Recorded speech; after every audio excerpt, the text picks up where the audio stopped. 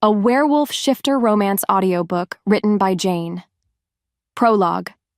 The sound of ancient rustling leaves and a low crackling fire. The voice is old, female, filled with the dust of ages and the weight of prophecy. It's a low, intimate whisper, as if sharing a terrible and sacred secret. Before the packs, before the alphas, before the moon herself chose her children. There were the threads. Two souls, spun from the same celestial light, destined to find each other across lifetimes. A bond not of choice, but of cosmic law. Her heart, the key to his strength, his soul, the anchor for her power. This is the fated mate, the highest blessing the goddess can bestow. But what happens when the bond is denied? The fire crackles louder, a sudden hiss. What happens when a man, blinded by pride and fear, turns his back on his own soul? It is a wound that never heals, a tear in the fabric of fate itself, and through that tear shadows creep in. An ancient power, long dormant, will awaken in the ashes of a broken heart, a power that could save them, or consume everything they know. Listen closely, little wolf. Can you hear it? The threads are fraying, and a choice made on a single night will unleash a storm upon this world. He thinks he is choosing duty, but he is choosing ruin. Because of that, the board is set, the pieces are moving, and the rejected mate will become the executioner's redemption, or his end. The air tasted of hope, and pine smoke, and roasted boar, and the sweet, heady scent of moon petal blossoms woven into the hair of 100 unmated wolves. For Aira, it was all one and the same. Tonight was the night of the Festival of First Bonds, the one night a year when fate was said to walk among them, its fingers brushing the shoulders of destined pairs. Her friend, Aira, bumped a shoulder against hers, her eyes dancing with mischief. "Stop staring so hard, Aira. You'll bore a hole right through his back." Aira's gaze snapped away from the Alpha's dais, a hot blush creeping up her neck. "I wasn't staring." "You were," Aira sing-songed, her voice a low, teasing whisper. "You've been pining for Alpha Kian since we were pups. Everyone knows it." Truth be told, it was more than pining. It was a pull. A deep, instinctual certainty that hummed in her bones, a song only her soul could hear. She was an Omega, quiet and overlooked, the pack's nurturer, their healer. He was Alpha Kian the Executioner, the warrior who had single-handedly held their borders against the feral incursions from the Shadowclaw territories since his father grew ill. He was strength. He was power. He was everything. And deep down, she knew the truth. He was hers. The moment their eyes locked across the training yard last spring, something inside her shifted. It was a jolt, a silent recognition that had left her breathless. He'd felt it too. She saw it in the sudden widening of his storm-gray eyes. But then, the moment passed. He was an alpha, and she was just Aira. "He needs a strong Luna," Aira murmured, twisting a loose thread on her simple tunic. "A warrior, an alpha from an allied pack. That's what the elders say." "The elders say a lot of things," Aira scoffed. "But the goddess doesn't care about politics. She cares about balance. What balance is a storm better than a calm harbor?" Before she could answer, the ceremonial drums began to beat. A hush fell over the crowd. With every heartbeat, the air grew thicker, charged with anticipation. Warriors stomped their feet in rhythm, a thunderous sound that vibrated through the soles of Aira's sandals. More importantly, it meant he was coming. Her eyes found him as he moved through the throng of his elite guard. Kian was not a man who walked, he was a force of nature that carved a path. Tall, broad-shouldered, with hair as black as a starless night and a jaw that looked like it was carved from mountain granite. His presence was a weight, a pressure that demanded respect. And for her, a breathless ache. As if pulled by a string, her body shifted, trying to get a better view, needing to see him. His gaze swept over the crowd, a king surveying his domain. And then, it happened. His eyes stopped. They found hers.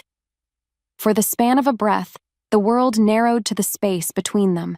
The drums, the smoke, the 100 other wolves, they all faded into a muted roar. There was only the intensity of his stare, a look so raw and piercing it felt like a physical touch. Her heart skipped. Her wolf, usually a quiet, gentle presence, stirred within her, pressing forward, wanting to answer a call she could barely hear. "Mate," it whispered. But then, just like that, the moment broke. His expression hardened. He looked away, his jaw tight, turning his attention to the empty seat beside his on the dais.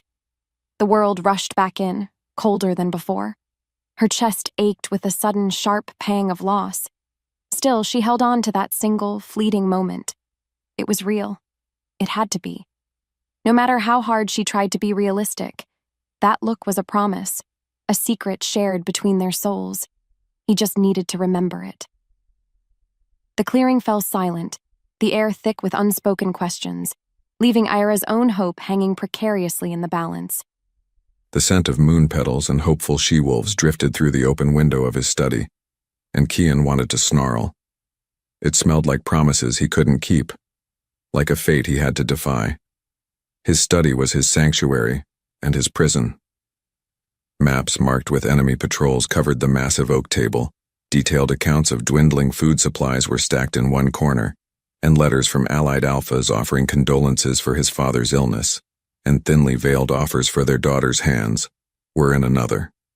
This was his reality, not festivals, not fate, just the cold, hard weight of survival. "You are looking at the wrong map, son."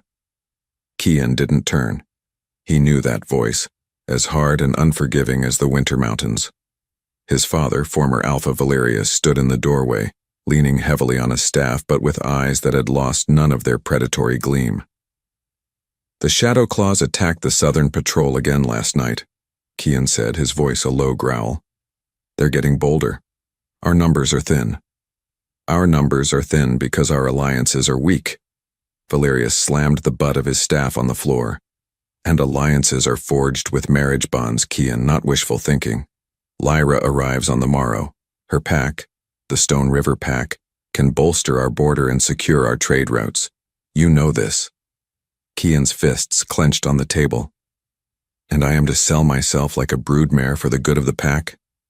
"You are an alpha," his father roared, the force of his voice rattling the weapons on the wall. "You will do what is necessary. You will accept her as your Luna at the ceremony tonight. You will mark her, and you will give this pack the strength it needs to survive the winter. Because if you do not, we will all perish." Every word was a nail in his coffin. He knew his father was right.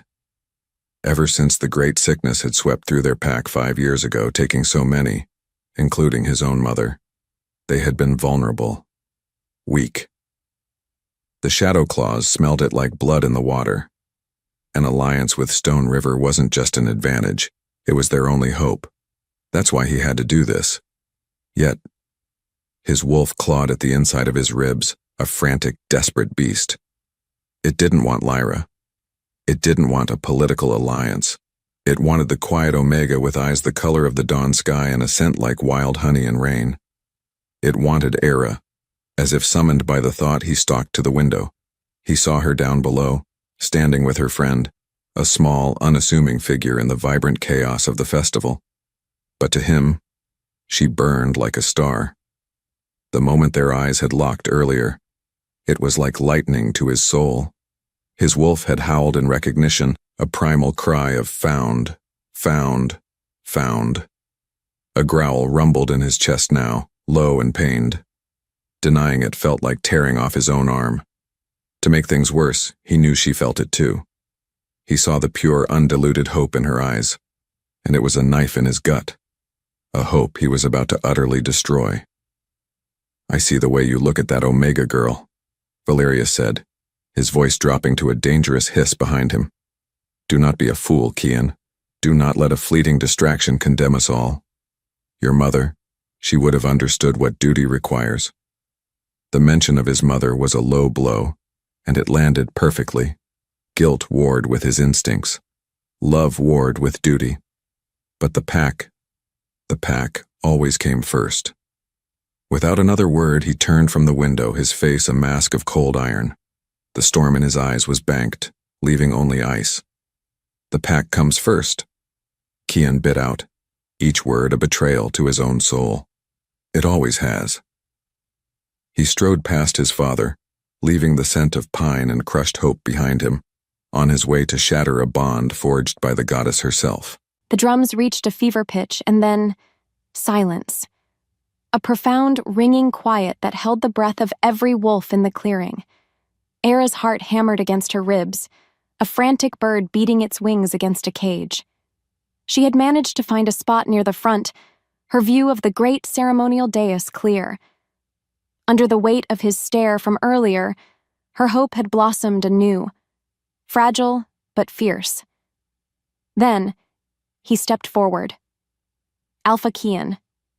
He moved to the center of the dais, the moonlight casting his powerful form in silver and shadow. His face was unreadable, a mask of command. But his eyes were not on the crowd. They were scanning, searching, for her. She felt it, clear as day. The moment their eyes locked, the world tilted on its axis. The space between them burned, a live wire of energy that crackled with unspoken promises. This was it, the moment of truth. She saw the war in his gaze, the agony, the desperate conflict. Her wolf whimpered, wanting to go to him, to soothe the pain she saw there. He opened his mouth. Her name hung in the air, unspoken but felt. Aira. Let her come forward. Kian's voice boomed, raw and powerful. Her breath caught. Her knees went weak with relief. But then he continued. Lyra of the Stone River Pack. The name was a physical blow. It struck her with the force of a fist to the gut, knocking the air from her lungs. A collective gasp rippled through the crowd, followed by excited whispers. From the edge of the dais, a she-wolf emerged. Lyra. She was everything Aira was not. Tall, proud, with hair like spun gold and the confident, predatory grace of a true alpha female. She moved to Kian's side, her head held high, a triumphant smirk playing on her lips. Aira's world spun. No, it couldn't be. Maybe it was fate that he had to do this for politics, but then he would come for her. He had to. The bond, it was real. Kian's eyes found hers one last time over Lyra's shoulder. They were filled with a bleak, soul-deep apology. A look that said, "Forgive me." But then he turned away. He turned his back on her. On them. Without warning, he dipped his head and sank his teeth into the juncture of Lyra's neck and shoulder. The marking. The final, irrevocable claiming of a mate. A flash of silver light erupted from the point of contact, a symbol of the new bond being forged. And for Aira, it was like the sun exploding behind her eyes. Pain. White-hot, searing, soul-shredding pain. The faded bond connecting her to Kian, the beautiful, shimmering thread she had felt her entire life, didn't just break. It snapped. It tore from her very essence with a silent, psychic scream that ripped through her soul. Her body moved on instinct, her hands flying to her chest as if she could hold herself together. A strangled gasp escaped her lips, but she couldn't breathe, couldn't think, couldn't feel anything but the gaping, bleeding wound where his soul had been ripped away from hers. The crowd roared its approval, a deafening wave of celebration for their new Luna. They chanted her name. Lyra! Lyra! No one heard Aira's silent scream. No one saw the light drain from her eyes. No one noticed the quiet Omega girl crumple to the forest floor like a discarded doll. Her world not just ending, but ceasing to have ever existed at all. The last thing she saw before the darkness swallowed her whole was his face. A perfect mask of a dutiful alpha, cold, resolved, and utterly, completely lost. And just like that, everything changed. Here's the script for Act 2 of your story, crafted according to your detailed framework and instructions. Awareness returned not as a gentle dawn, but as a blade of ice to the heart. Before she even opened her eyes, she felt it. The emptiness. A vast, hollowed-out cavern in her soul where a universe used to be. The constant, warm hum of Kian's presence in the world. A song she'd felt her entire life, so subtle she hadn't even known it was there until it was gone, had been replaced by a screaming, silent void. Her breath caught in a ragged sob. She forced her eyes open. The ceiling was not the familiar thatch of her small den, but the cold, impersonal stone of the pack infirmary. The air smelled of antiseptic herbs and sorrow. Aira? Can you hear me? Alara's face swam into view, her usually bright eyes clouded with a fear so deep it made Aira's chest ache. He did it, Aira whispered, her voice a dry rasp. The bond. Her throat closed. She couldn't say the word. Broken. I know, Alara choked out, squeezing her hand. I'm so sorry, Aira, I'm so sorry. Moments later, the pack's healer, an old Omega named Myra, bustled over. She offered Aira a steaming cup. Drink this. Willow bark and bliss flower. It will ease the pain. Aira took a sip, but the warmth of the tea did nothing to touch the Arctic chill deep inside her. No matter how hard she tried, she couldn't fix a wound that wasn't in her body. Deep down, she knew the truth. This was a sickness of the soul, and there was no cure. She tried to reach for her wolf, for that familiar, gentle companion within. Nothing. Only a faint, pathetic whimper from the furthest corner of her mind. Her wolf was broken, too.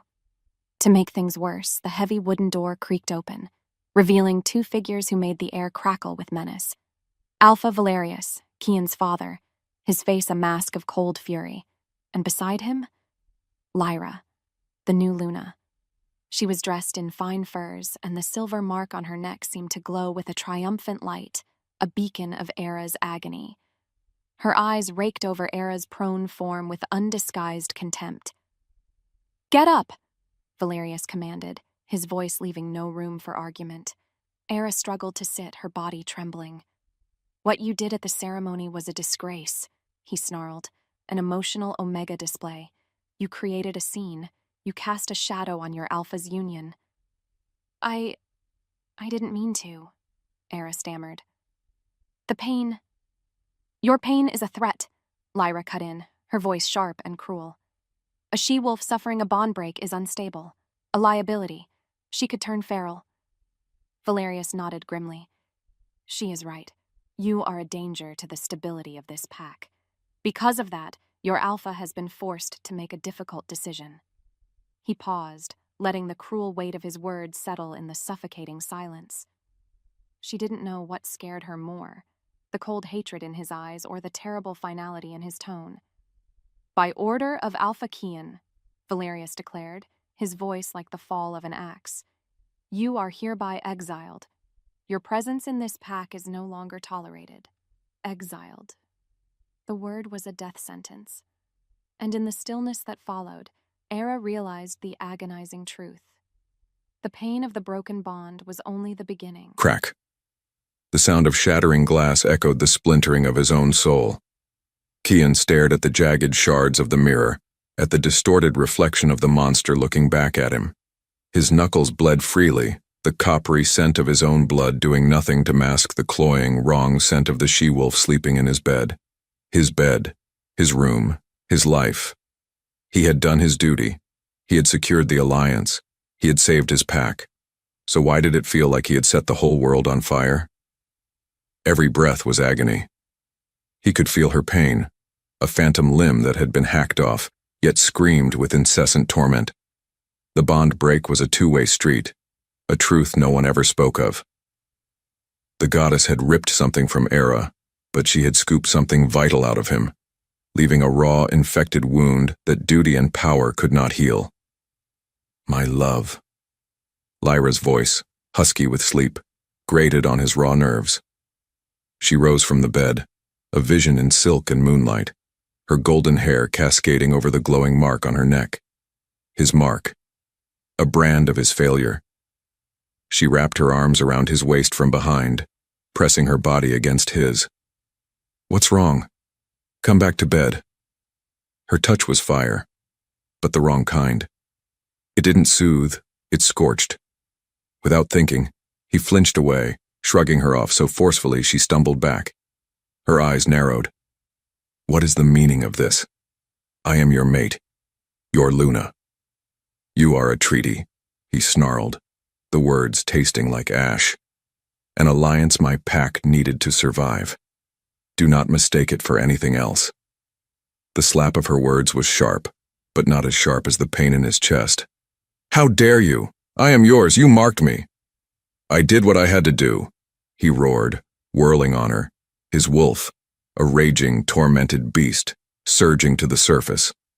"Was that not what you wanted? Power, the Luna title? You have it. What more do you want from me?" What he wanted, what he needed, was the quiet Omega he had just condemned. As if summoned, his father appeared at the door, his face grim. "It is done. The order has been given." Kian's blood ran cold. "What order?" "The Omega's exile," Valeria said, his gaze hard. "I told her you sanctioned it yourself. It is for the best, son. You know the law. A wolf suffering a bond break is an unstable element, a danger to the pack. She could lose her mind, turn feral." "No." His wolf howled in protest, a desperate denial. "Not her. She is strong. She is ours." But then, his father pressed the advantage, his voice dropping low and reasonable. "Think of the pack, Kian, think of the children. Do you want that instability near them? You made the hard choice to secure our future with Lyra. Now you must see it through. It is the only way to ensure our people are safe. You know this, because it is the burden of an alpha." He was trapped, caught in a cage of his own making. The very duty that had forced him to break her was now forcing him to abandon her completely. The fight went out of him, replaced by a hollow, crushing despair. His voice was dead, a stranger's voice in his own throat. "Do it." He turned his back on his father, on his new mate, on the shattered reflection in the mirror. But he could not turn his back on the agony that echoed from the forest, the dying cry of his own soul. Numb. That was the only word for it. Her body was a hollowed-out shell, a puppet being moved by the rough hands of the two guards who dragged her from the infirmary. Each step was a jarring reminder of the void inside her. The pack she had healed, nurtured, and loved her entire life now looked at her as if she were a disease. Faces she had known since she was a pup turned away as she was marched through the center of the village. Doors were barred, shutters were closed. They saw her not as Aira, but as a curse, a walking wound. "Aira!" She heard Alara's desperate cry. She saw her best friend try to run to her, to offer one last touch of comfort, but a stern guard held her back, shaking his head. And just like that, Aira was truly alone. The wind bit at her thin tunic, a stark contrast to the burning emptiness inside. The mud of the path was cold and unforgiving beneath her bare feet. The world had been drained of color, leaving only shades of gray and the sharp, hostile green of the feral woods ahead. This was the place where monsters lurked, where the shadow claws hunted. This was where they were sending her to die. Eventually, they reached the border. A line of ancient, moss-covered stones marked the edge of Black Moon territory. Beyond it lay the unknown. Beyond it lay death. One of the guards shoved her forward, hard. She stumbled and fell to her knees in the cold, damp earth.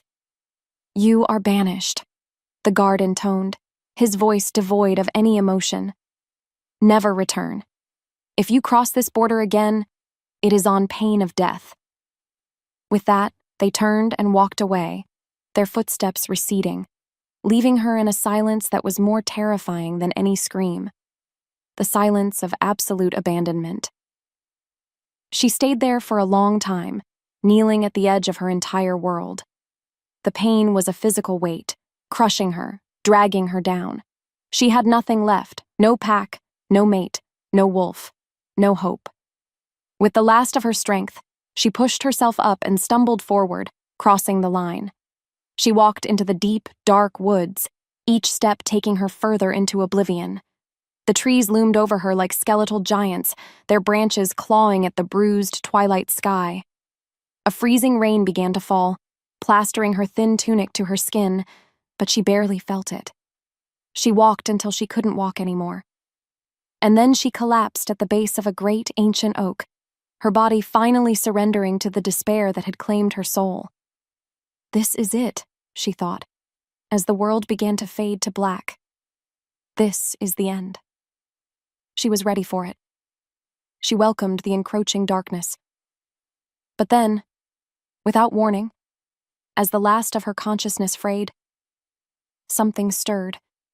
In the absolute zero of the void where her bond with Kian used to be, a flicker, a tiny ember-like spark of warmth.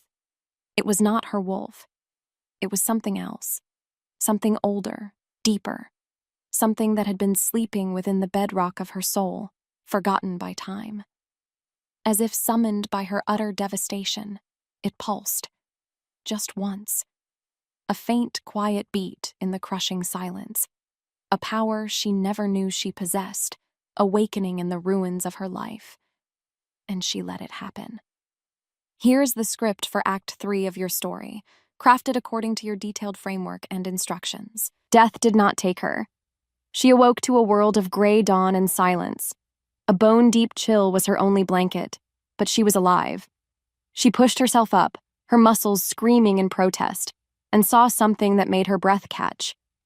In a perfect circle around her, the snow had melted away, leaving the damp, dark earth exposed. Beyond that circle, a pristine blanket of white. She should have frozen. A night in the feral woods with only a thin, rain-soaked tunic for warmth was a death sentence. Yet, she had survived. The pain of the broken bond was still there, a constant, gaping wound in her soul. But beneath it, something else lingered. That tiny spark from the night before had become a faint, quiet hum, a pilot light of warmth deep within her. It wasn't her wolf. Her wolf was still a shattered, whimpering thing. This was different, ancient. Her stomach twisted with a hunger so sharp it was dizzying. Before she could move, a rustle in the undergrowth sent a jolt of pure terror through her. She scrambled backward, pressing herself against the rough bark of the oak tree. From the shadows, a wolf emerged. It was huge and gaunt, its fur matted with burrs and old blood. Its yellow eyes burned with a feral hunger. A shadow-claw scout. Its nose twitched, and a low, rumbling growl rose in its throat. It smelled her, a lone, packless omega, an easy meal. Panic, cold and absolute, seized her. Her own wolf offered no help, no surge of defensive instinct. She was helpless, utterly and completely. The feral beast lunged. Without thinking, her body moved on instinct. A desperate, terrified sound escaped her lips as she threw her hand out not to strike but to ward it off. And in that moment, something impossible happened. A soft, silvery light pulsed from her palm. It wasn't an attack. It was a wave of pure, undiluted calm. A pulse of omega authority that didn't scream danger but whispered, "Hush, child." The snarling wolf skidded to a halt mid-lunge, its paws scrambling on the icy ground. Its vicious snarl died in its throat, replaced by a confused whine. The feral hunger in its eyes was suddenly banked by a deep, instinctual wariness. It looked at her outstretched hand, and then it did something she never would have believed possible. It lowered its head, it whimpered, and then it turned and fled back into the shadows from which it came. Aira stared at her own trembling hand, at the faint, fading glow beneath her skin. The hum inside her pulsed once, warmly, before settling back into quiet. Her heart hammered against her ribs, a frantic rhythm of terror and awe. What was she? What was this power simmering in the ruins of her old life? She didn't know what scared her more. The feral wolf that had tried to kill her, or the unknown magic inside her that had just saved her life? The council room felt like a tomb. Kian stared at the map on the table, but the black markers indicating Shadowclaw incursions might as well have been crawling across his own skin. They were losing ground. His alliance with the Stone River Pack had brought soldiers, yes, but it had brought something else too. A poison. And I simply will not tolerate such low-quality furs in the Luna's chambers, Lyra was saying, her sharp voice cutting through the tense silence. It's an insult. Kian's jaw tightened. While his warriors were risking their lives on the border, his new Luna was complaining about blankets. An old Omega, the head den mother named Anya, cleared her throat, her hands clasped nervously. My Luna, she began, her voice soft but firm. The Omegas are doing their best with the supplies we have. Perhaps your focus could be better spent helping us organize the winter rations? Lyra's head snapped toward her.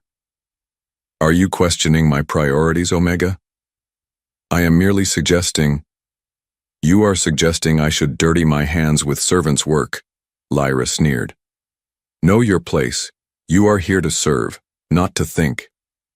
The insult was so blatant, so contrary to the Pack's way of valuing their Omegas, that a shocked silence fell over the room. Anya flinched as if struck. Despite that, Kian knew he had to intervene. That is enough, Lyra. Her furious gaze turned to him.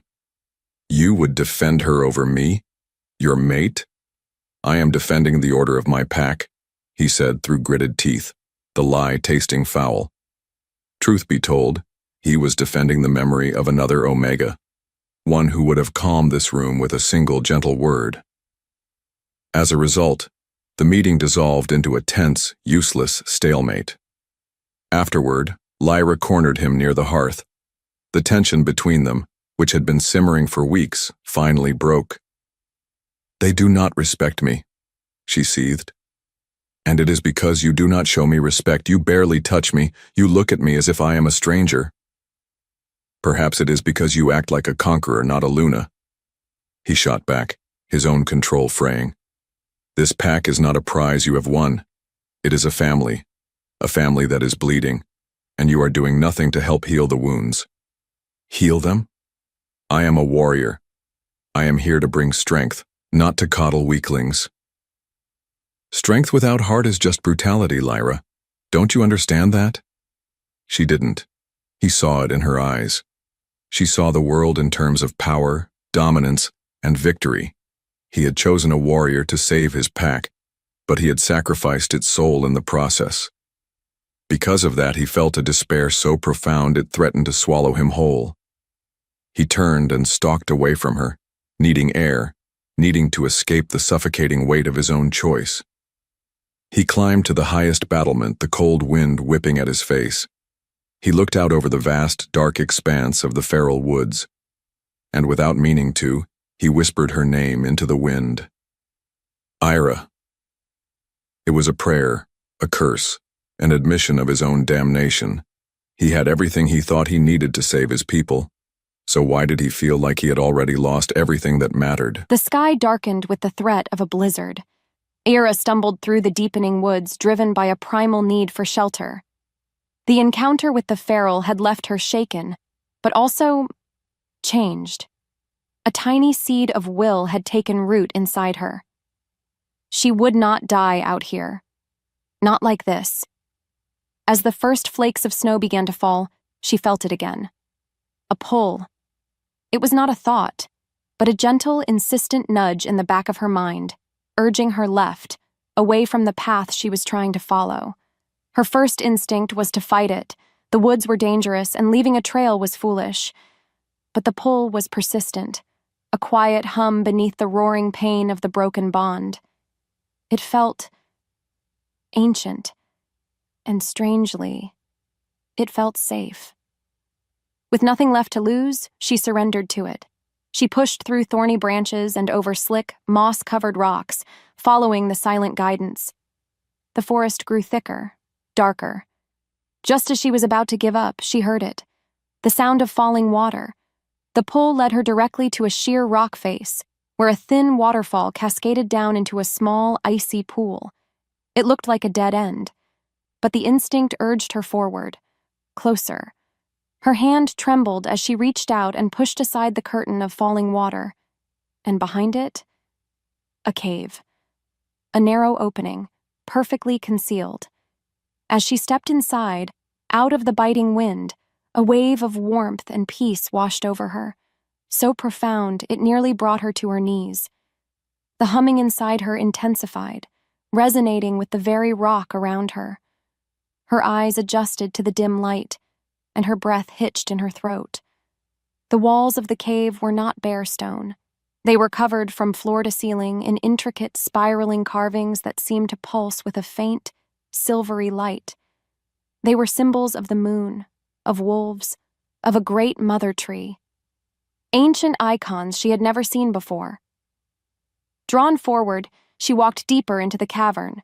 In the very center lay a small, natural pool of water. Unlike the icy pool outside, this water was perfectly still, and it glowed with a soft internal luminescence. With a trembling hand, she knelt and dipped her fingers into the surface. The moment she touched the water, the power within her surged. A jolt, not of pain, but of pure, unbridled energy, shot up her arm. The glowing carvings on the wall flared brightly, and a sound filled the cave. It was the sound of 1,000 whispers. Female voices, rising from the water, from the stone, from the very air around her. They were voices of power, of wisdom, of sorrow, and of strength. Voices of the ancient Omegas who had come before her. In that moment, she knew. She had not stumbled into a simple cave. She had been led to a sanctuary, a forgotten, sacred place, and she was no longer alone. Here is the script for Act 4 of your story, crafted according to your detailed framework and instructions. Months passed, measured not by the turning of the moon, but by the slow, steady healing of a soul. The feral woods, once a place of terror, had become Aira's sanctuary. She was no longer the frail, heartbroken girl who had collapsed in the snow. The forest had pared her down to her essence and then, with the help of the cave, had built her back up. She was stronger, leaner. Her senses, amplified by the humming power within her, were a part of the living woods. She could feel the scurrying of a mouse beneath the earth, smell a coming rain hours before it fell, and hear the heartbeat of a stag from a valley away. Her life was a new rhythm. Come morning, she would learn. She spent hours by the glowing pool in the Cave of Whispers, her mind open. The ancient Omega voices were her only teachers. They showed her how to draw strength not just from herself, but from the living world around her, from the deep roots of the ancient oak, from the cool, clear water of the stream, from the very moonlight that filtered through the canopy. Her wolf, once a shattered thing, was healing too. More importantly, it was changing. The ancient power infused it, turning its gentle nature into a quiet, unshakable strength. It was no longer just an Omega wolf. It was something more, something primal. Yet the pain of the broken bond remained. It was no longer a screaming open wound, but a dull silver scar on her soul, a constant reminder of the man who had put her here, a constant reminder of the pack she had lost. One day, as she meditated with her hands in the glowing pool, the whispers shifted. They were no longer teaching her how to gather herbs or soothe a frightened fawn. Instead, they showed her a vision. Without warning, the image of her pack flooded her mind. But it was not the vibrant, strong pack she remembered. A sickly, gray pallor hung over everything. She saw the faces of the children, their cheeks hollow, their spirits dim. She saw the warriors, their shoulders slumped with exhaustion and low morale. She saw the Omegas, their nurturing spirits crushed under the heel of a cruel, false Luna. And then she saw him. Kian. He was standing on the battlements, but he looked like a ghost. A king of a dying land. The torment in his eyes was a physical blow, a pain that echoed in the silver scar on her own soul. He was breaking under the weight of his choice. The vision was so real, so visceral, that she gasped and pulled her hands from the water. As the silence stretched, the whispers rose again, no longer soft but urgent, insistent. A pack cannot survive without its heart. The land is sick because its alpha is fractured. You are the heart, child. and the body is dying. In that moment, Aira knew. Hiding and healing was not enough. She could not turn her back on her people even if they had turned their back on her. Her survival was no longer the goal. Theirs was. Deep winter had sunk its teeth into the mountains, and the Black Moon pack was freezing from the inside out. Kian stood on the highest battlement, the wind a razor against his skin, and looked down upon his people. They looked diminished. Their spirits were as gray as the winter sky. The alliance with Lyra had brought the swords of the Stone River pack, but it had drained the lifeblood from his own.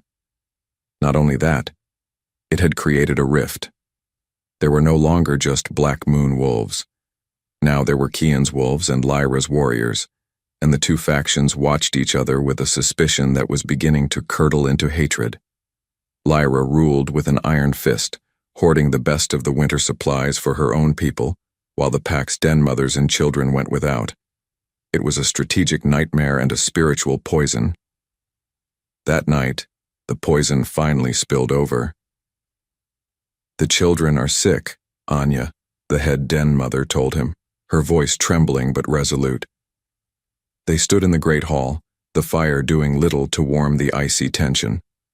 "It's a wasting sickness. Our remedies do nothing. Their spirits, they're fading, Alpha." Before Kian could respond, Lyra scoffed from her seat by the fire. "They are weak then. The pack will be stronger without them. Coddling the infirm only drains resources." The sheer cruelty of the statement hung in the air. Kian saw the horror on Anya's face, a horror reflected in the hearts of every one of his wolves present. "They are our children, Lyra," Kian said, his voice dangerously low. "They are a drain," she shot back, rising to her feet. "Your sentimentality is a weakness, Kian. My father warned me of this. Your pack is soft. My pack is loyal. It is a family. It is a corpse, and I am tired of pretending otherwise." At the same time, his father, Valerius, stepped forward. "She is right, Kian. Hard times require hard decisions. The pack must be strong." But then, something inside Kian snapped. The duty, the pressure, the constant grinding agony of his broken bond and the sight of his people suffering under the reign of the very woman meant to save them. It was too much. With a roar that was more beast than man, his control shattered. The air thickened, his bones cracked and reformed. In the span of a breath, he was no longer a man. He was a monster, a massive black wolf, his eyes blazing with silver fire, his form radiating a grief so powerful it was a physical force. He threw his head back and unleashed a howl. It was not a cry of dominance. It was a howl of pure, soul-shattering agony. A desperate primal scream for the mate he had forsaken. A wave of torment sent out into the desolate, empty world. The sound echoed through the mountains, a testament to his ruin.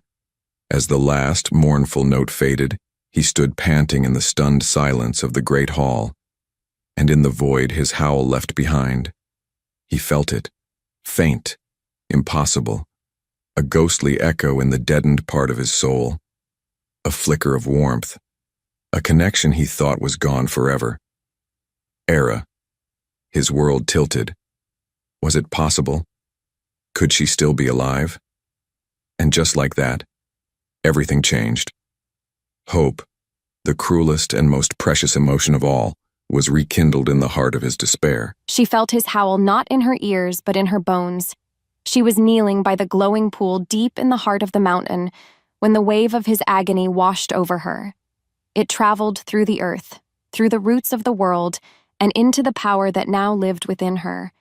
It was a raw, desperate cry that vibrated in the silver scar on her soul, a perfect echo of her own pain. Her breath caught. Kian. The vision from before returned with blinding clarity. The sick children, their life force fading. The hollowed-out look in her packmate's eyes. The despair that clung to Kian like a shroud. The whispers in the cave surged, no longer gentle teachers, but a roaring chorus of urgent command. The heart must return to the body. The land is sick because the bond is false. The false Luna is a poison in the soil. You must save them. Save them the pack that had cast her out, the Alpha who had shattered her? Her first instinct was to recoil, to retreat into the safety of her sanctuary. But then she looked down at her own reflection in the glowing water. The face that stared back was not the same one that had arrived here months ago. The broken, frightened Omega girl was gone. In her place was a woman. Her eyes, once the soft color of the dawn sky, now held a core of silver light. Her frame, once frail, was now strong and sure. Her connection to the world around her was no longer one of fear, but of deep, resonant power. She was no longer just Aira. She was the inheritor of 1,000 generations of Omega magic. She was a guardian, and her people were dying, her life for theirs. It was the Omega's creed. It was her creed. Between one breath and the next, a decision settled in her soul, as solid and as ancient as the mountain around her. The fear was still there, but beneath it was a foundation of grim, unshakable resolve. She rose to her feet. "I will go back," she said, her voice clear and strong, ringing with an authority she had never possessed. "I will not let my people die." The moment the words left her lips, the cave responded. As if fate demanded it, the silvery light from the pool surged upwards, leaving the water and pouring into her. It was a torrent of pure, liquid power, a river of moonlight and ancient magic. It didn't just surround her, it merged with her, filling the hollow void of the broken bond, reforging her soul not with a single mate, but with the collective strength of her ancestors. The hum became a roar, the warmth became a fire. In the heart of the mountain, surrounded by the whispers of the past, Aira's true transformation had just begun. She was no longer running, she was no longer hiding. She was preparing for war. Here is the script for Act 5 of your story, crafted according to your detailed framework and instructions. Weeks had bled into a month, and Kian had become a ghost in his own life. The echo of hope he'd felt after his howl had become an obsession, a frantic, desperate need that drove him from his duties, from his council, from his own bed. He spent his days patrolling the feral woods near the border, a wild, haunted look in his eyes that made his own warriors uneasy. They thought their Alpha was losing his mind. Maybe he was. He knelt, his fingers tracing the edge of a footprint in the mud, a wolf's track. But it was strange. It seemed to appear from nowhere and 10 paces on, vanish completely, as if the wolf that made it had simply dissolved into the air. He'd found things like this for weeks, unnatural signs. A week ago, he'd found a dead Shadowclaw scout, its body perfectly untouched, a look of profound peace on its face, as if it had simply laid down to sleep. There was no scent of battle, no sign of a struggle. It was wrong. It was impossible. And it filled him with a terrible, vibrant hope. Alpha. The voice of his second-in-command, Marcus, was heavy with concern. "You cannot keep doing this. The pack needs you. The winter stores are dangerously low, and Lyra is demanding an assembly. She says you are neglecting your duties." "Let her," Kian growled, never taking his eyes off the track. "She is the one who wanted the title." "Kian," Marcus pressed, his voice dropping. "We are all worried you are chasing a ghost." "She's out here, Marcus," Kian insisted, his voice raw with a conviction that bordered on madness. "I can feel her." As if summoned by his defiance, 2 figures crashed through the undergrowth.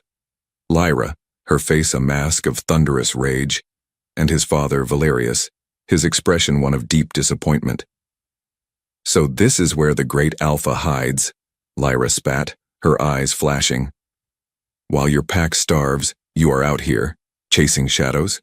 Your obsession with that dead Omega will be the ruin of us all." "She is not dead," Kian roared, whirling on them, his wolf pressing so close to the surface his eyes bled from gray to silver. "Enough," Valerius commanded, his voice cracking like a whip. "You are an Alpha of the Black Moon Pack, not a lovesick pup.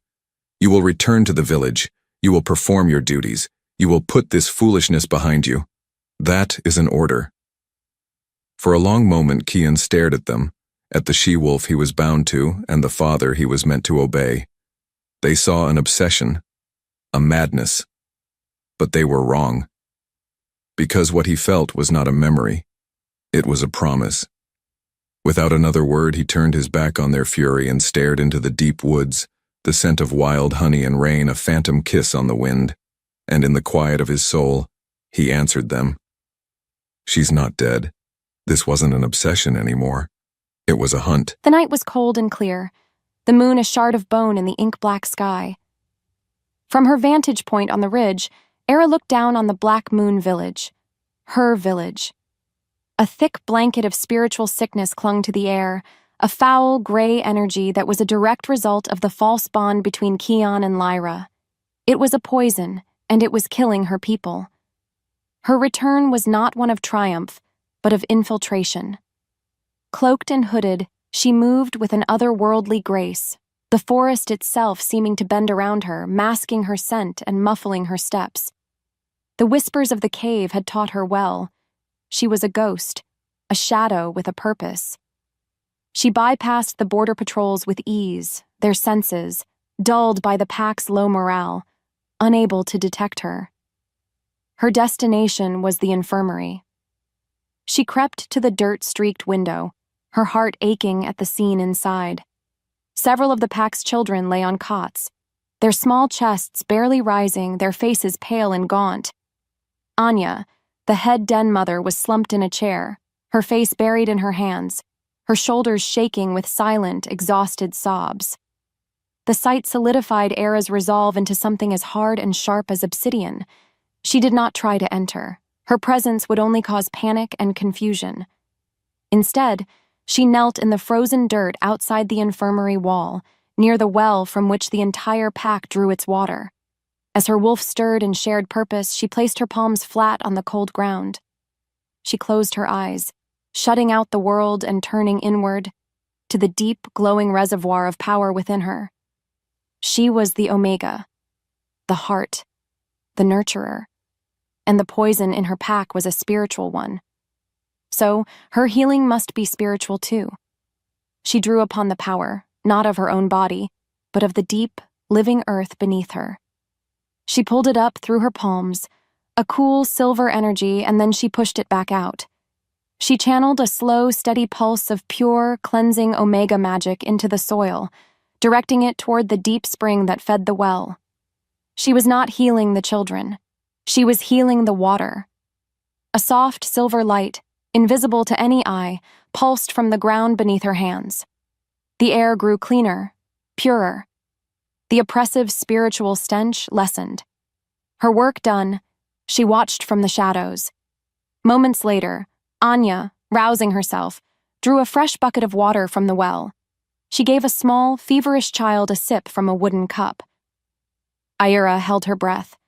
For a long moment, nothing happened. But then, a touch of pink returned to the child's cheeks. His breathing seemed to deepen, to steady. It was a small change, almost imperceptible. But it was a beginning, a small victory in a war no one else knew she was fighting. As she turned to melt back into the woods, a familiar presence sent a jolt of alarm through her. A heavy, determined tread. A scent of pine and thunderstorms and soul-deep agony. Kian. He was close. Too close. She froze, every instinct screaming at her to run. Kian was patrolling the village perimeter, unable to rest, driven by the phantom scent of his lost mate. As he neared the infirmary, the very air changed. The oppressive, sickly weight that had been choking the life out of his village for months, it lifted. Just for a moment, the air felt cleaner, purer, and then he caught it. Her scent. It hit him with the force of a physical blow, so real and so potent it drove the air from his lungs. It was her, wild honey and rain. But there was more to it now. Something else was woven through it. The smell of deep earth after a storm, of moonlight on snow, of magic so ancient his wolf trembled in awe. His soul, what was left of it, roared to life. She's here. He crashed through the undergrowth, abandoning all pretense of a silent patrol, his only thought to find the source of that scent. From the deep shadows of the forest edge, Aira saw him coming, a blur of black leather and tormented fury. Her heart leaped into her throat. He was faster than she'd anticipated.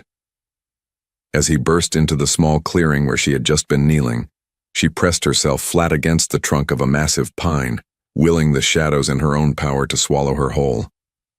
Kian stopped, his chest heaving, his silver eyes wild. The scent was everywhere, driving him mad. The clearing was empty, but on the ground, where she had knelt, lay a single, perfect moon petal blossom. Impossible for this time of year. It pulsed with a faint, silvery warmth that he could feel even from a distance. His proof. At the same time, a commotion came from inside the infirmary. Drawn by the sound, Lyra and Valerius, who had been following Kian, stormed toward the building. "What is this madness now, Kian?" Lyra began, but she stopped dead. Through the window, they could all see it. Anya was weeping, but now her tears were tears of joy. The child she had given water to was sitting up, and another child, and another, were stirring, their fevers miraculously breaking. Valerius stared, his hard face etched with disbelief. "This is impossible." Lyra's reaction was not joy. It was not relief. It was a cold, venomous fury. She looked from the healing children to the woods where Kian stood, and her eyes narrowed with suspicion. This was not the pack's healing. This was not an alpha's strength. This was something else. An unknown power. An outside influence. "What is this?" she hissed, her voice a low, dangerous threat. "What witchcraft is at work here?" Kian heard her, but his world had narrowed to the impossible flower clutched in his hand. He knew. It was not witchcraft. It was a miracle. It was her. And in that moment, the battle lines were irrevocably drawn. Lyra no longer feared a ghost. She now faced a rival power she could not understand but was determined to destroy. And Kian was no longer hunting a memory. He was searching for his queen. Here is the script for Act 6 of your story, crafted according to your detailed framework and instructions. The air in the great hall was thick with fear, a scent Lyra knew how to cultivate and wield like a weapon. The miraculous recovery of the children had not brought joy. Instead, she had twisted it, nurtured the seed of suspicion until it had bloomed into a full-blown panic. "It is dark magic," she proclaimed, her voice ringing with false conviction as she paced before the hearth. "A rogue power has invaded our lands. It is a witch in the woods, poisoning our minds, making us see things that are not there." Her own Stone River warriors, loyal to her and suspicious of the Black Moon Pack's ways, growled in agreement. Many of Kian's wolves, confused and frightened by events they couldn't explain, shifted nervously. Fear was a more powerful motivator than loyalty. She knew this. This healing, one of Kian's elders stammered. It felt like the goddess's own touch. "Did it?" Lyra sneered, whirling on him. "Or was it a glamour, a trick to make us lower our guard before the witch strikes us down? This power did not come from your Alpha. It did not come from me. It is an unknown, and the unknown is a threat." To make things worse, her words were finding purchase. She saw it in their eyes. The doubt. The terror. Her true target, however, stood near the back of the hall, his face a mask of stone. Kian. He had been distant, feral, ever since that night at the infirmary. He knew the truth. She was sure of it. His obsession had been given form, and that made him, and the ghost he was chasing, her direct enemy. She had to isolate him. She had to turn his own pack against him. "Your Alpha has been compromised," she declared, pointing a dramatic, accusing finger at him. "He is distracted, lost in the woods, chasing phantoms while this darkness creeps into our very homes. He cannot see the danger, or perhaps he does not want to." The insinuation was vile, and it landed with the force of a physical blow.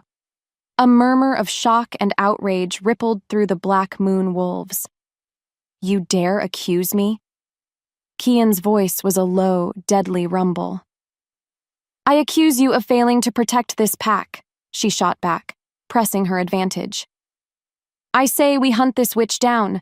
We find the source of this dark magic and we burn it out. And any who stand in our way are traitors to the pack." Her gaze locked with his, a silent declaration of war. She was not just hunting a witch, she was staging a coup, using fear as her army. And in the tense, fractured silence, she knew she was winning. The forest was screaming, not with sound but with a silent, psychic terror that vibrated through the earth and into Aira's soul. She felt the fear of her packmates from miles away, a foul, panicked energy that was a direct result of Lyra's poison. The false Luna was not just a blight on the pack's spirit, she was actively hunting her. Anya, the brave den mother, had managed to sneak away, meeting Aira at a prearranged spot deep in the woods. Her face was pale with terror. "She is turning them against the Alpha," Anya whispered, her words tumbling out in a rush. "She calls you a witch. She has organized a hunt. They are coming, Aira. They are coming for you." Anya pressed a small, leather-wrapped bundle into her hands. "Kian sent this. He said to trust him. He is trying to draw her forces east, to give you time to escape." Aira's heart clenched. Kian. He was trying to protect her. But as she looked past Anya into the deep woods, she felt a sudden cold dread. The whispers of the cave, her connection to the living world, were screaming a warning. This wasn't a hunt, it was a trap, and Kian was walking right into it. "No," Aira breathed, her eyes wide with horror. "She is not hunting me. She is hunting him. She is using me as bait." Before Anya could respond, the sound of howling erupted from the east, the direction Kian had gone. But it was not the sound of a hunt, it was the sound of a battle, an ambush. Without thinking, Aira broke into a dead run, her body moving with a speed and grace she hadn't known she possessed. The forest floor flew beneath her feet. She had to get to him. She had to warn him. She burst into a large, snow-covered clearing just in time to see the trap spring. Kian, in his massive black wolf form, was surrounded. But his opponents were not just Lyra's warriors. They were his own. Wolves of the Black Moon Pack, their eyes clouded with fear and confusion, being forced to attack their own alpha under the orders of the false Luna. And at the center of it all stood Lyra, a silver spear in her hand, a triumphant, hateful sneer on her face. Beside her, his expression grim, was Valerius, Kian's own father, sanctioning this betrayal. "You see, Kian?" Lyra called out, her voice ringing with victory. "Your pack has chosen. They choose strength. They choose me." Kian was a whirlwind of black fur and desperate fury, trying to fend off his own people without seriously harming them. He was outnumbered, he was betrayed, and he was exhausted. A Stone River warrior lunged, sinking his teeth into Kian's hind leg. Kian roared in pain and stumbled, and in that moment of weakness, Lyra struck. She lunged forward, the silver spear aimed directly at his heart. Time slowed to a crawl. Kian saw the spear coming. He saw the cold, triumphant hatred in Lyra's eyes. He saw the conflicted agony on the faces of his own packmates. He saw his father standing by, allowing this to happen. This was his end, the price for his one catastrophic mistake. His only regret was that he would never see her face again. But then, a blur of motion. Aira launched herself from the trees.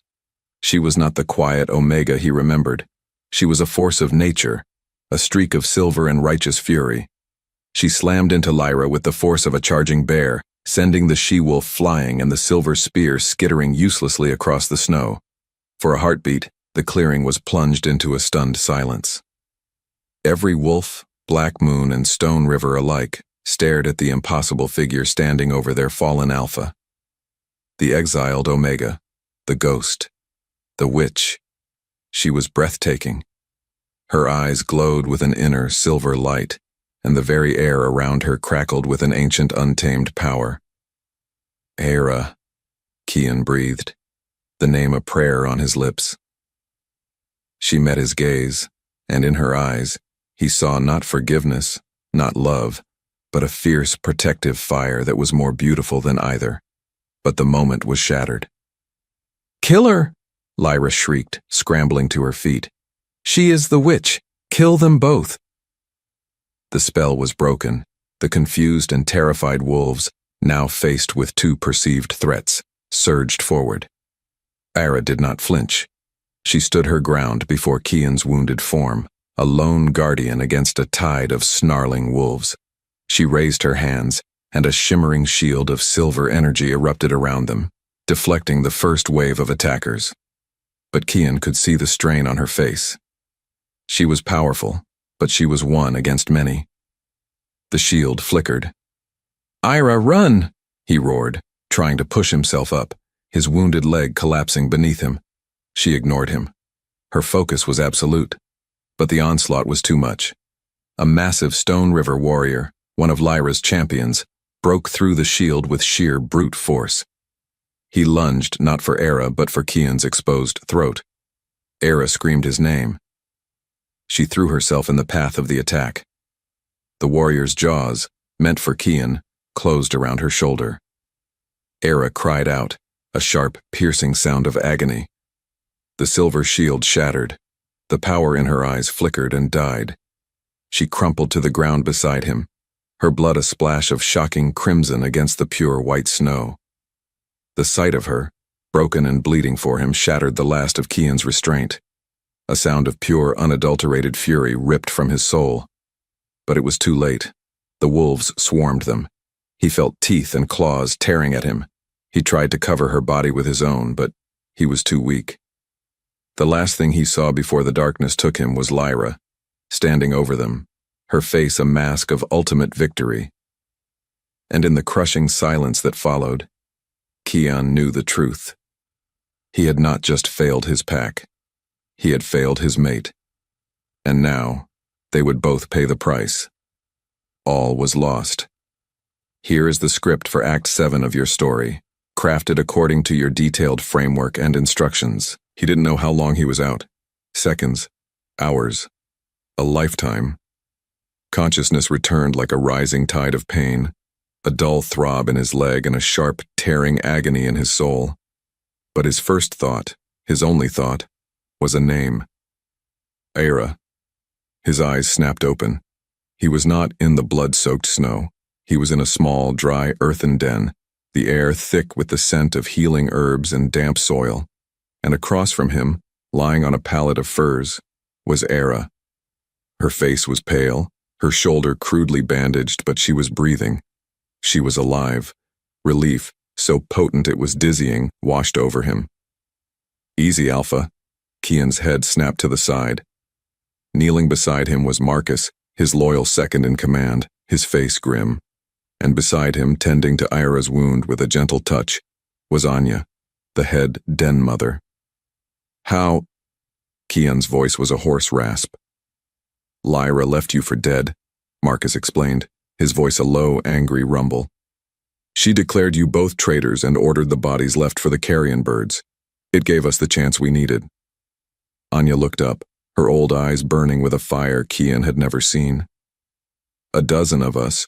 We never believed her lies. We created a diversion at the eastern border and dragged you both away. No one knows you are alive. They think you are gone." "Where are we?" Kian asked, pushing himself up, his muscles screaming. "The old tunnels," Marcus said. "Beneath the village. A network our fathers used during the Great War. Lyra knows nothing of them. For now, we are safe." Kian looked at the small group, a handful of warriors, a few Omegas, their faces etched with fear but also a fierce, unwavering loyalty. They had risked everything for him, for them. Because of that, a flicker of something he thought long dead, hope, ignited in his chest. He crawled across the dirt floor, ignoring the searing pain in his leg until he was beside Aira. Her stillness terrified him. He reached out a trembling hand and brushed a strand of hair from her face. Her skin was cool to the touch. "I'm sorry," he whispered, the words a jagged, broken thing torn from the depths of his soul. "Aira, by the goddess, I am so sorry for all of it." As if pulled by his voice, her eyelids fluttered. After a moment, her eyes opened, no longer the soft dawn sky he remembered, but a deep, clear silver filled with an ancient wisdom and a profound, weary pain. Her gaze met his, and she didn't answer his apology. Instead, her voice was a faint, breathless whisper that would change everything. "The sickness, Kian," she breathed. "The children. It wasn't just Lyra taking advantage. It was a weapon. She brought the poison with her." The space between them crackled with his shock. Kian knelt beside her, his hand still hovering near her face, his eyes wide with a dawning horror. For the first time, there was no Alpha, no Omega. There were only two halves of a broken soul, finally speaking the same language. "What do you mean?" he asked, his voice low and urgent. "The cave, the whispers. They showed me," Aira explained, her voice gaining a little strength. "The great sickness from years ago, it wasn't random. It was caused by a toxic root. Shadow weave. It leaches the spirit from the weak, the young, the old. And it only grows in one place, the dark valleys of the Stone River territory." The final piece of the puzzle clicked into place, and the sheer evil of it left Kian speechless. "She didn't just find our pack weakened," Aira continued, her silver eyes holding his. "She made sure it stayed that way. A few roots, ground into the water supply. Enough to keep the children sick, to keep the pack afraid. Because a frightened pack is easy to control." He finally understood. Lyra's power wasn't in her warriors. It was in the despair she cultivated. His face crumpled with a guilt so profound it was a physical thing. "This is my fault. I did this. I brought her here. I broke our bond, and it poisoned the whole pack." "You made a choice to protect your people," she whispered. And to her surprise, she meant it. The anger was gone, burned away by the far greater threat. "You chose wrong, Kian, but your heart was right." In that moment, her own power reached out, not as a shield, but as a soothing balm. She felt the jagged edges of his soul, the self-hatred, the grief. Without thinking, she reached up and placed her hand on his cheek. He flinched for a second, then leaned into her touch, closing his eyes. A single hot tear escaped and fell onto her hand. It felt more intimate than any kiss. They were no longer just a broken bond. They were two survivors in the dark, and for the first time, they were facing the same direction. His eyes opened, the silver fire in them now honed to a sharp, intelligent point. The despair was gone, replaced by a cold, deadly resolve. "If we can prove it," he said, his voice a low growl of returning power. "If we can show the pack that she is a poisoner, not a protector, her lies will turn to ash in her mouth." Aira felt a surge of her own strength. "And I can heal them. All of them. The whispers told me how. There is a heart tree, an ancient oak, in the center of the village square. It connects to the roots of the whole valley. If I can get to it, I can channel the land's own energy through it. I can flush her poison out for good." And there it was. Not a retreat. Not an escape. A plan. A desperate, impossible plan. 2 days later, the small cavern hummed with a nervous, dangerous energy. Aira was on her feet, the wound in her shoulder healing with unnatural speed thanks to her own power. She stood beside Kian, leaning on him slightly for support, and together, they faced their rebellion. It was a pathetic-looking army, a dozen warriors, a handful of Omegas led by Anya, old wolves whose loyalty to Kian's line ran deeper than their fear of Lyra. But their eyes, every single one, burned with a desperate, defiant light. "Lyra's power comes from fear," Kian began, his voice once again that of an alpha, calm, commanding, absolute. We will not fight her on her terms. We will not meet her warriors in the woods. We will bring the truth into the light. He laid out the plan. It was simple. It was suicidal. I will walk into the village square and challenge her for the Alpha title, he said. It is my right by blood and by law. It will be a public spectacle. It will draw every warrior, every eye. It will be the diversion. Anya gasped. She will kill you. She will try, Kian corrected, a grim smile touching his lips. Then he looked at Aira. While all eyes are on me, Aira continued, her voice clear and strong, I will use these tunnels. They will get me to the square, unseen. I will go to the heart tree. Your fight, your strength will be their focus, she said, placing her hand on his arm, a public show of their united front. My power will be their salvation. As if on cue, the tunnel entrance scraped open.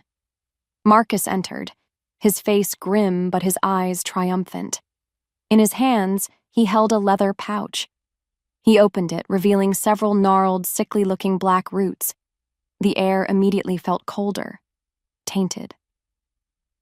It was where you said it would be, Marcus said to Aira, hidden in the baggage of Lyra's personal guard. The final piece of the puzzle was in place, their proof, their weapon. The time for hiding was over. Kian looked at Aira, his alpha strength and her omega power, now two sides of the same coin. He saw no fear in her eyes, only a powerful, luminous resolve that mirrored his own. The world had done its best to break them, to tear them apart. Instead, it had forged them into something new, something stronger. He extended his hand. She took it without hesitation. Their fingers intertwined, a new bond being forged, not of fate but of choice, of sacrifice, of a shared purpose. He looked at his small, loyal band of rebels. Then his gaze settled on her. Ready? He asked. Beneath the moonlight filtering through the grate above, her silver eyes blazed. Ready. Together, they would face the storm. Here's the script for Act 8 of your story, crafted according to your detailed framework and instructions. The silence before the storm was the loudest sound Kian had ever heard.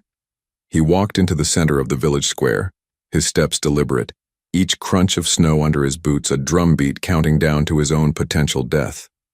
The pack, his pack, formed a wide, nervous circle. Their faces were a mixture of fear, confusion, and a hunger for any kind of certainty, even a violent one. Lyra stood before the great hall, flanked by her Stone River champions, her arms crossed. A cruel, confident smirk played on her lips. She thought this was his surrender. He stopped, the heart tree a silent, skeletal witness at his back. He met her gaze, and for the first time in months, he felt no pain from their false bond. Only a cold, clear purpose. Lyra of Stone River, he bellowed, his voice the true Alpha's command, rolling across the square and silencing the nervous whispers. You have taken my title. You have poisoned the spirit of my pack, and you have ruled through fear. I say you are no Luna. You are a usurper. A collective gasp rippled through the crowd. This was not surrender. This was rebellion. Lyra's smirk vanished, replaced by a flash of pure fury. You dare challenge me, you broken wolf? You who abandoned your own people to chase a ghost? I am not broken, Kian declared, his voice ringing with a power he hadn't felt in years. I am my father's son. I am the true alpha of this pack, and I challenge you to single combat for the title. Here, now, let the goddess judge who is worthy. Her eyes narrowed. A public challenge was binding. To refuse it was to admit weakness, and she would never do that. Because of that, he knew he had her. A foolish choice, she hissed, grabbing the silver spear from her guard. I will enjoy putting you down for good. As she stalked toward him, Kian's gaze flickered for a fraction of a second to the old tunnels, hidden near the base of the heart tree. Be safe, Aira. Be fast. Then, Lyra lunged. The world exploded into a blur of motion. Silver flashed. He dodged, the spearhead hissing past his ear. He didn't shift. He needed to be a man for this, to show his pack he was fighting with his mind as well as his strength. He was wounded, and she was faster. He parried her next thrust with his own blade, the clash of steel echoing in the tense silence. She was a warrior, he'd give her that. Vicious, relentless. She drove him back step by step, her attacks a flurry of deadly precision. He took a cut on his arm, another on his ribs. He was tiring, his wounded leg a screaming liability. The crowd roared, their fear turning to bloodlust. He stumbled, and Lyra seized the opening. She kicked his wounded leg out from under him, sending him sprawling to one knee. She stood over him, her spear leveled at his throat, a triumphant, hateful light in her eyes. It is over. He looked up at her, panting, bleeding, but he smiled. Not yet, he breathed. Because at that exact moment he felt it, a gentle, loving warmth spreading from the heart tree at his back. While Kian fought with tooth and claw, Aira fought with root and soul. She emerged from the tunnel into the small, hollowed-out space at the base of the heart tree. The sounds of the battle above a muffled, terrifying thunder. Her heart ached for him, but she forced the fear down. He was buying her time. She would not waste it. The air in the hollow was thick with ancient, sleeping energy. The gnarled roots of the great oak were like the veins of the world itself. This was the place. The whispers from the cave surged in her mind, a chorus of encouragement. You are the heart, child. Make it beat again. She knelt, placing the bundle of poisoned shadow weave roots on the ground before her. Then, she placed her palms flat against the largest, most central root of the heart tree. She closed her eyes and took a breath. Instead of pulling power from the earth, she did the opposite. She opened herself completely, a willing conduit. She poured every ounce of the ancient silvery magic within her, the power of the cave, the strength of the whispers, the pure, unyielding love she felt for her people, into the tree.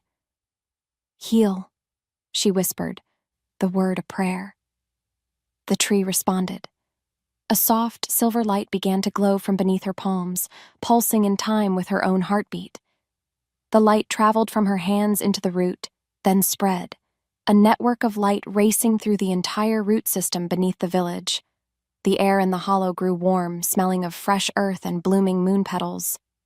The whispers of the past rose around her, a song of pure, cleansing power.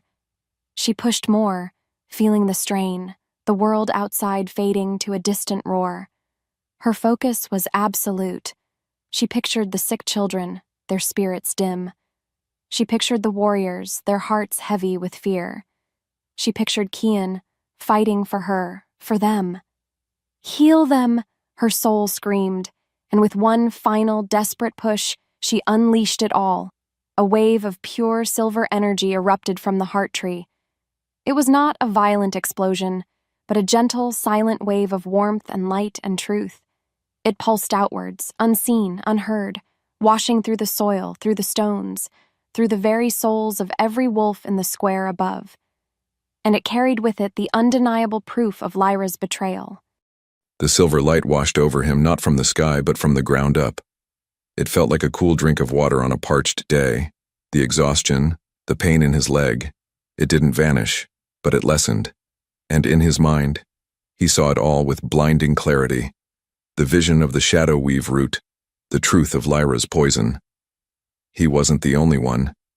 Every member of the Black Moon Pack gasped as one. The spiritual sickness lifted from them like a thrown cloak.